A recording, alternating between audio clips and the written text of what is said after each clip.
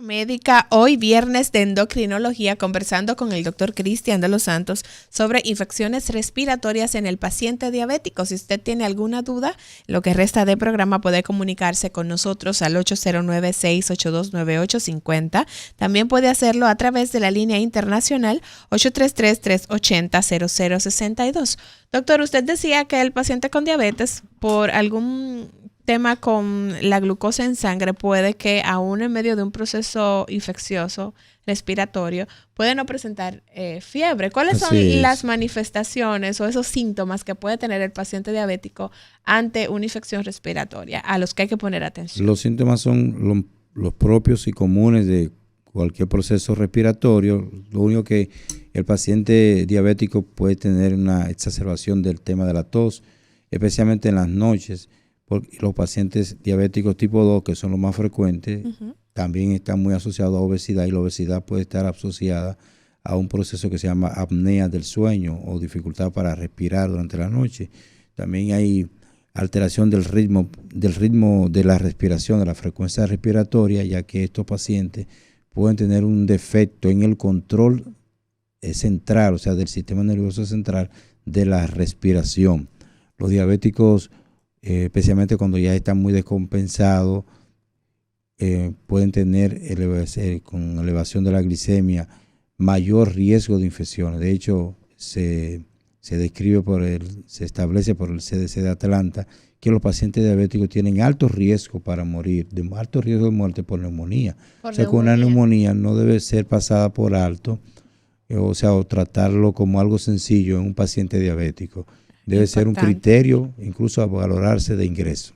Importante esta información. Vamos a darle espacio a la gente, doctor, para que se comunique con nosotros. Buenos días, Cátedra Médica.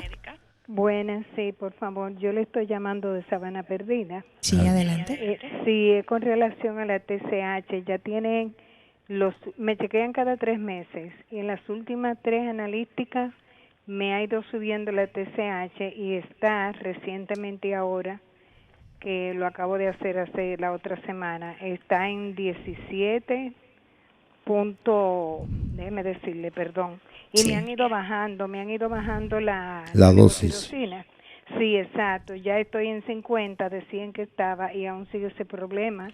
Está en 17.45. Vamos, permítame, ¿y de cuánto usted le está tomando? ¿De 50 la levotirosina?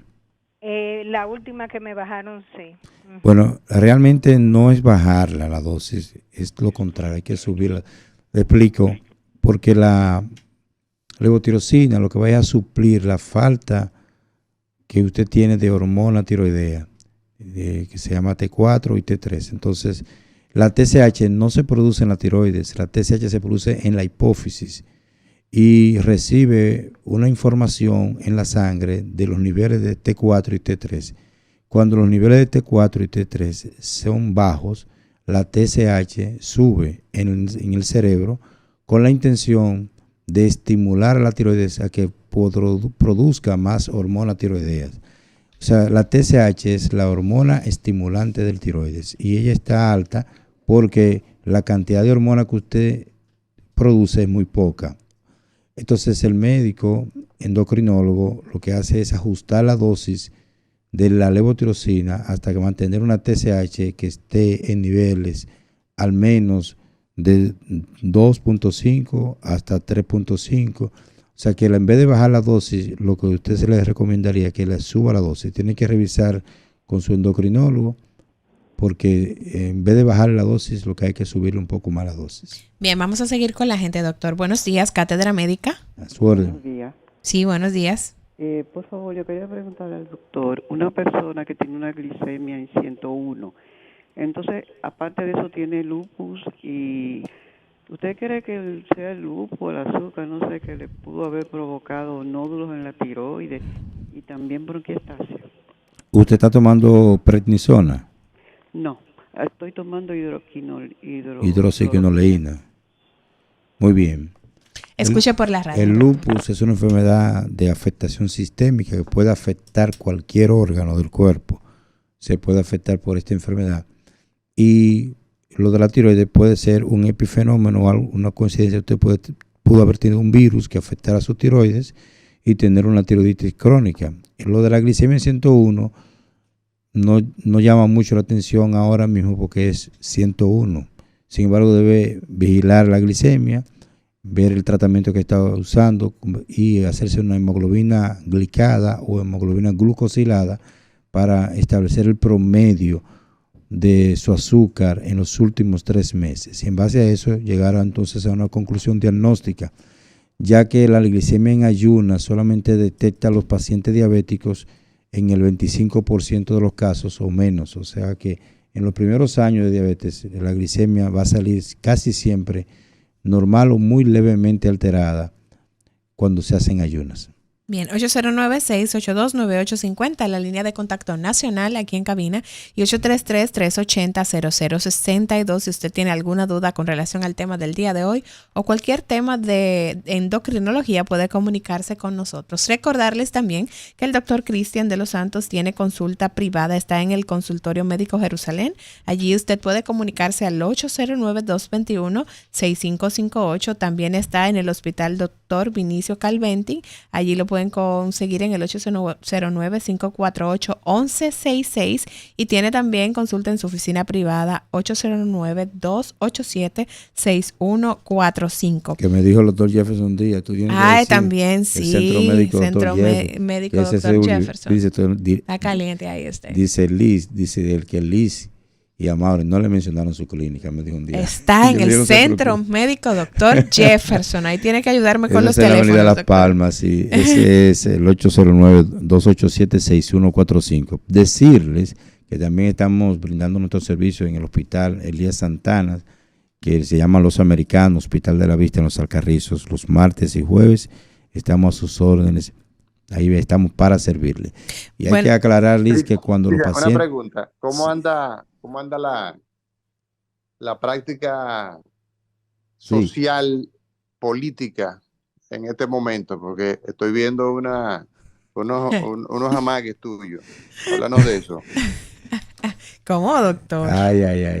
Nosotros estamos, ustedes saben que somos de preocupación colectiva. Yo soy un ser humano que Dios me ha dado pues esa facilidad y ese deseo de preocuparme por soluciones colectivas y no soluciones individuales, sino que nosotros pensamos en la gente, pensamos que la gente puede vivir mejor y por eso estamos pues trabajando para lograr que nuestra comunidad, que yo soy oriundo de los Alcarrizos, soy alcarricense, yo soy alcarricense y no soy delincuente. y nosotros los Alcarrizos somos una marca municipal. Estamos trabajando para ser la voz y seguir siendo la voz de un pueblo. Claro, excelente, doctor. Entonces, mire, usted dio una información que a mí me parece que es importante que podamos hacer énfasis en ella. Usted decía que el paciente diabético tiene un mayor riesgo de fallecer por una neumonía. Sí. Entonces, ¿cómo lograr mantener a ese paciente diabético estable para evitar que una infección respiratoria pueda provocarle complicaciones y llevarlo a perder muerte. La vida? Sí. Lo más importante dentro del control respiratorio, de la mecánica ventilatoria, que tenga buenos niveles de oxígeno.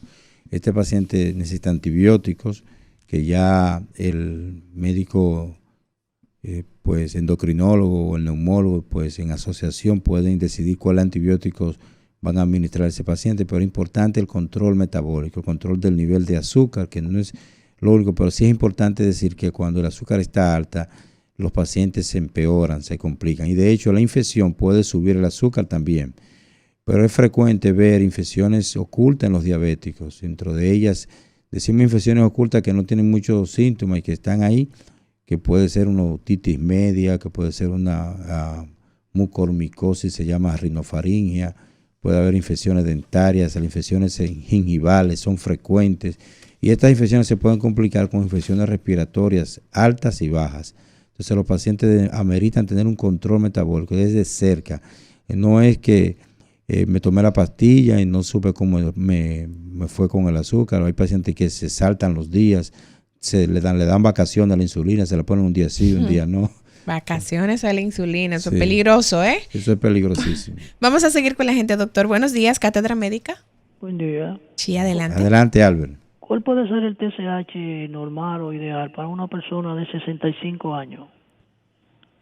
Pues según las guías que se manejan, por ejemplo, para los Estados Unidos, entre 4 a 4.5 es aceptable para esa edad.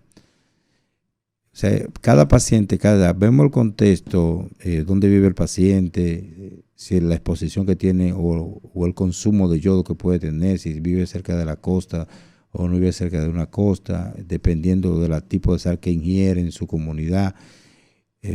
Hay que evaluar muchas cosas y ver los síntomas del paciente. También algunas enfermedades que pueden estar asociadas con el paciente, por ejemplo, si tiene arritmia cardíaca, si tiene una cardiopatía isquémica, para entonces nosotros decidir la dosis de suplementación en el caso que vayamos a suplementar a un paciente que esté hipotiroideo subclínico, pero es importante siempre ver el contexto particular de cada paciente. Claro. Bueno, doctor, mire, y hablando de infecciones respiratorias, sabemos que estamos ante un aumento de los casos de COVID. ¿Cuáles son esas complicaciones que puede presentar un paciente diabético por una infección por COVID?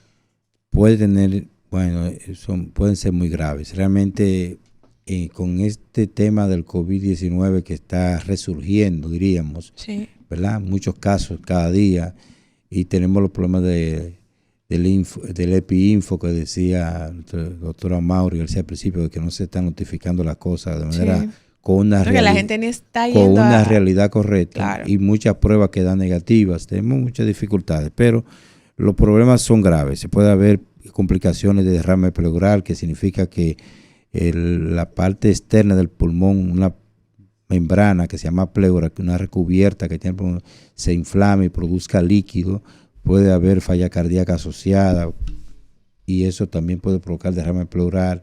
Las infecciones respiratorias pueden llegar a ser tan graves que se constituyen lo que se llama un distrés respiratorio, la necesidad de intubarse un paciente, que a todo paciente que lo colocan en una máquina ya no está muy bien, anda grave. De hecho, yo siempre digo que el que ponen en cuidado intensivo, los pacientes que le llevan al doctor Manzur en cuidado intensivo, el que ponen en cuidado intensivo es porque no está bien.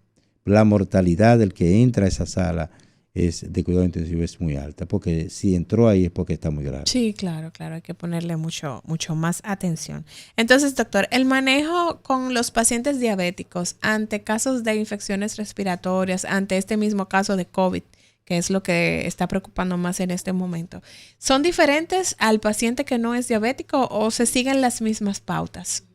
Se pueden seguir las mismas pautas, pero siempre hay que insistir en el control metabólico, el control respiratorio, la oxigenación, uso de anticoagulantes, porque los pacientes diabéticos, además del azúcar, además de los problemas cardiovasculares, también tienen problemas de coagulopatías, o sea, tienen propensión a formar coágulos. Y ya de hecho, por el mismo COVID también tienen mayor formación de coágulos. Entonces, hay que usar anticoagulantes, hay que usar medicamentos mucolíticos, a veces hay que usar esteroides, que lo hemos comentado otras veces, que al mismo tiempo nos ayudan a desinflamar el pulmón, pero también nos ocasionan que puedan subir la glicemia, suben el azúcar porque por un mecanismo de aumento en la gluconeogénesis o nueva formación de glucosa, los esteroides a veces son necesarios y si es necesario hay que usarlo, no hay que tenerle miedo, solamente que hay que subir la dosis de insulina. Excelente. 809-682-9850, la línea de contacto nacional en cabina, y 833-380-0062. Hoy hablamos sobre infecciones respiratorias en el paciente diabético con el doctor Cristian de los Santos.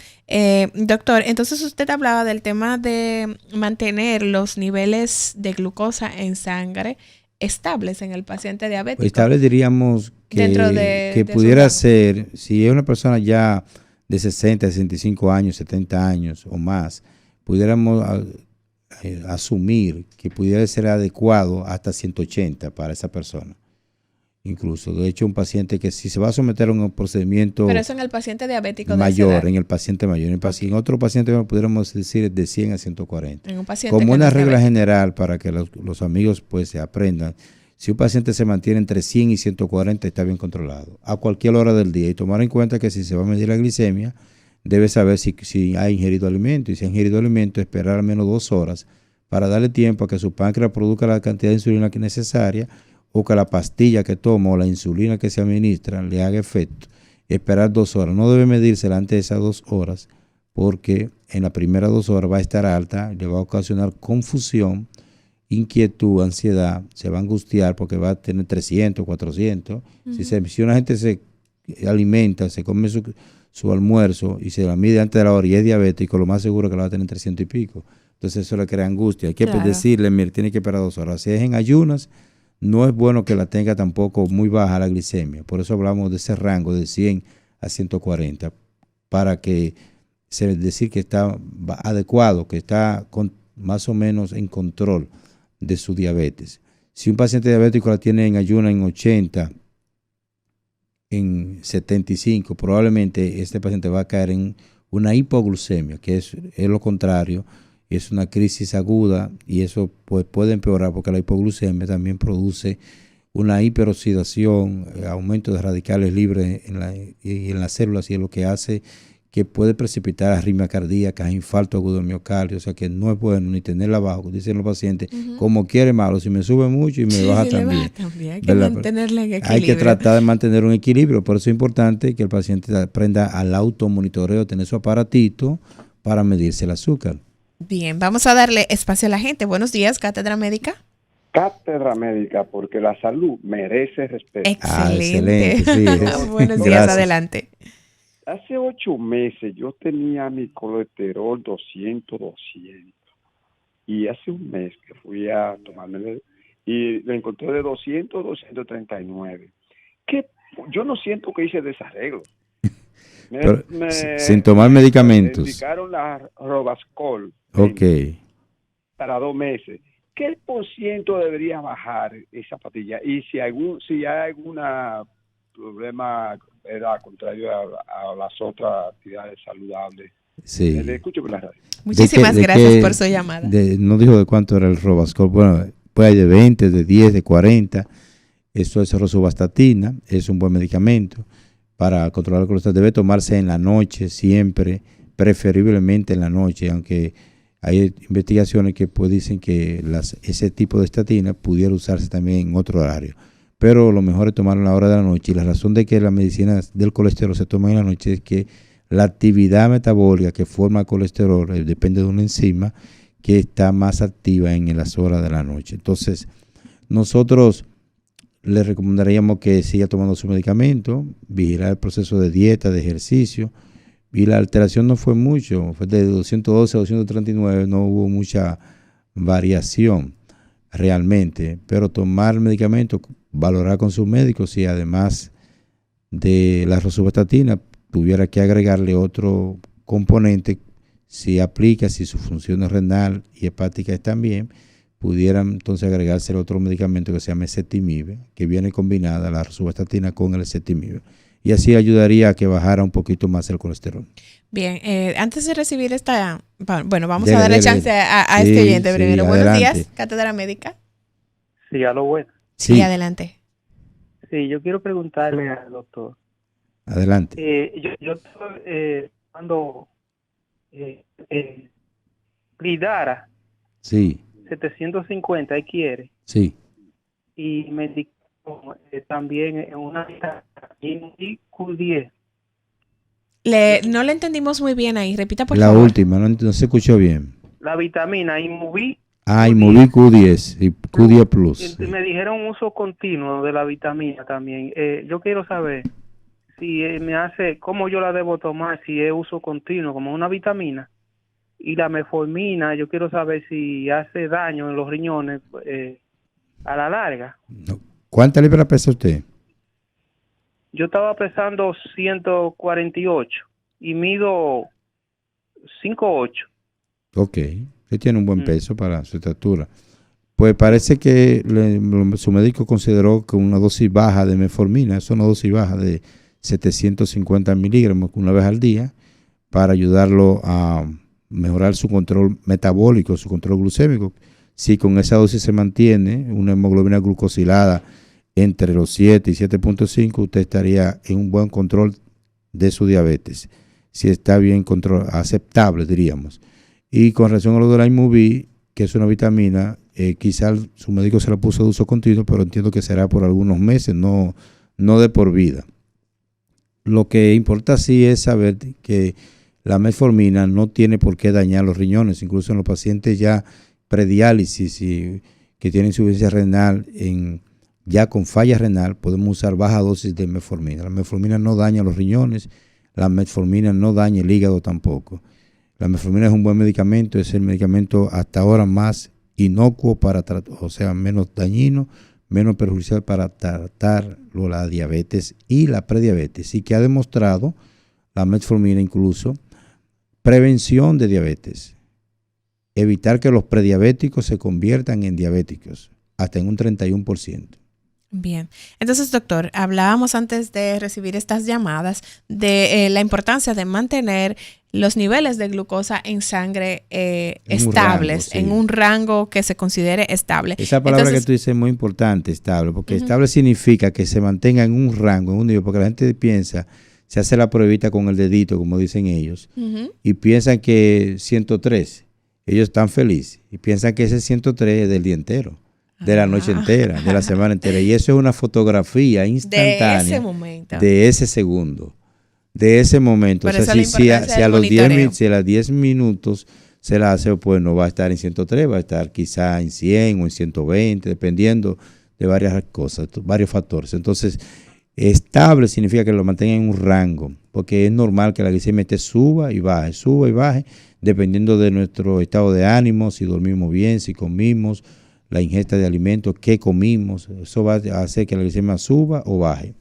Excelente. Entonces, en ese sentido, doctor, ¿tienen relación el tema de niveles elevados de glucosa en sangre y complicaciones que pueda presentar el paciente ante una infección respiratoria? No solamente infección respiratoria, ante cualquier procedimiento. De hecho, nosotros aconsejamos, cuando hacemos evaluaciones prequirúrgicas para pacientes, que se le haga una evaluación, una medición de la glicemia basal en ayunas antes del evento quirúrgico, durante la cirugía, si la cirugía va a ser larga, a la hora de la cirugía, después de la cirugía, porque eso está asociado, la hiperglicemia está asociada a complicaciones y en las infecciones mucho más. Por eso los pacientes deben tener su monitoreo y hablando de monitoreo, ya si tenemos un paciente gravemente enfermo, como es el caso de una infección respiratoria severa en un paciente diabético, hablamos de un paciente de alto riesgo, ese paciente se beneficia de colocarle un monitor continuo de glucosa, que es un botoncito que le ponemos en el brazo,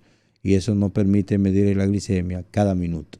Cada minuto. Si queremos cada minuto, cada 30 segundos, tú puedes pasar eso con un escáner, tú se lo pasas por el brazo y lo mide y lo registra y ve la curva, cómo subió, cómo bajó durante todo el día y puede durar 14 días ese sensor colocado en el brazo, el paciente se puede bañar sin ningún problema. Esa tecnología lo tenemos en la República Dominicana y es muy asequible. Entonces, doctor, el tema, por ejemplo, de las vacunas para infecciones respiratorias, ¿es recomendable aplicarla al paciente diabético? Para todos los diabéticos deben ponerse su vacuna para influenza y neumococo. Sí, es recomendable. Es recomendable que se vacunen los pacientes con diabetes. Realmente, y dentro de la infección respiratoria, una que no puede faltar en los diabéticos es la tuberculosis. La tuberculosis, sí. La infección tuberculosa va en aumento y vemos cada día más frecuente de los pacientes con diabetes y tuberculosis. ¿Y qué tan complicado puede ser el cuadro de un paciente con diabetes y tuberculosis? Muy grave. Muy grave porque esto es una infección crónica de muchos años y que amerita tratamiento de largo plazo, 6 meses, hasta más. Y lamentablemente a veces los pacientes pues tienen lo que se llama multidrogas resistentes, son MDR, o sea que son variantes de tuberculosis, bacterias que tienen resistencia a los medicamentos habituales. Y eso es no tenemos solamente en San Cristóbal y en el caso centro hay salas para atender a estos pacientes que son multidrogas resistentes. O sea, es bien difícil. El caso es bien difícil. Creo que debemos tener una mayor política de Estado para los pacientes, porque la tuberculosis sigue siendo, y mucho más en los diabéticos, sigue siendo todavía una infección grave en la República Dominicana y va afectando cada vez más.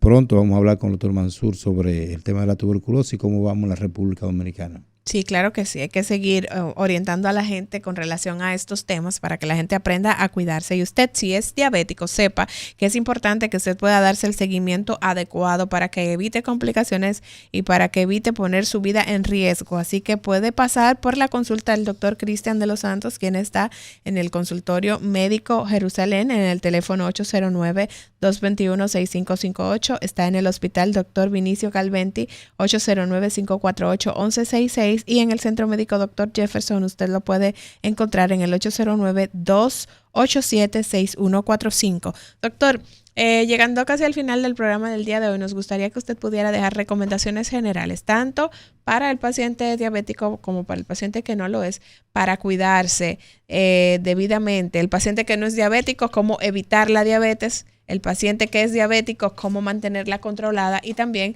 los cuidados ante los brotes que hay de virus respiratorios en este momento en República Dominicana. Para las personas que no son diabéticos, pero que tienen riesgo de ser diabéticos y tener riesgo de diabetes, entonces analizamos los factores de riesgo. Primero, la herencia de primer grado, padre, madre, la obesidad, la vida sedentaria, los malos hábitos alimentarios que tenemos algunas personas, esas comidas rápidas y sobre todo la poca actividad física. La gente debe tratar, si usted se siente que está gordito y tiene esa barriguita rosera o esa barriguita cervecera, trate de perder al menos el 10% de su peso. Si usted pesa, para usted se siente llenito y pesa 180 libras, trate de perder 18 o 20 libras haciendo ejercicio, caminando. Las recomendaciones de la Oficina Panamericana de la Salud y la Organización Mundial de la Salud es que usted pierda al menos el 10% de su peso, y con eso, solo con eso, se logra evitar la diabetes. Solo con con bajar de peso y mantenerlo. Luego que bajas, mantener ese peso. Entonces, además de eso, hacer ejercicio, caminar al menos 1 hora, 5 días a la semana. Nosotros recomendamos 1 hora. La recomendación internacional es de 30 minutos por día, 5 días a la semana, 150 minutos a la semana. Entonces, luego de esto, pues el tema del uso de los medicamentos que son para prevención de la diabetes, como lo son ya mencionado anteriormente, la metformina y otros medicamentos más, bajo la prescripción de su médico de cabecera. Y hay también el uso ya para las personas con diabetes de medicamentos que pueden ser inmunoestimuladores, que ayudan a subir la defensa, y otros medicamentos que nos ayudan al control metabólico adecuado, la insulina sobre todo, no tener miedo a la insulina. Siempre repetimos que la insulina no daña los órganos, que lo que daña los órganos es tener el azúcar alta. El que tiene el azúcar alta se le están dañando los órganos. Ahora, si usted se pone su insulina, a usted le va a ir bien. Y si ya está con una infección grave, acuda a su médico, use los tratamientos que su médico le está recomendando, ya sean antibióticos, fluidificantes, jarabes, y tratar de que ese jarabe tenga poca concentración de azúcar, porque muchos vienen ya con mucho azúcar y algunos vienen sin azúcar. Entonces, en base a eso, usted va haciendo ese rejuego de qué medicamento usar. Y, como siempre, buscar la ayuda profesional, no tomar decisiones a priori o decisiones personales de tomar medicamentos por su propia cuenta. No se automedique. Eso es importante, porque a veces cuando llegan al especialista ya está muy complicado. Yo estoy bebiendo tal cosa. Sí, que ya ha pasado por varios médicos que le dicen la gente. Entonces esas son personas que a veces hacen bien, pero mayormente hacen mal. Bien, doctor, agradecidos como siempre de poder contar con su participación cada viernes aquí en Cátedra Médica. A ustedes, motivarles a que permanezcan en sintonía con Rumba 98.5 FM.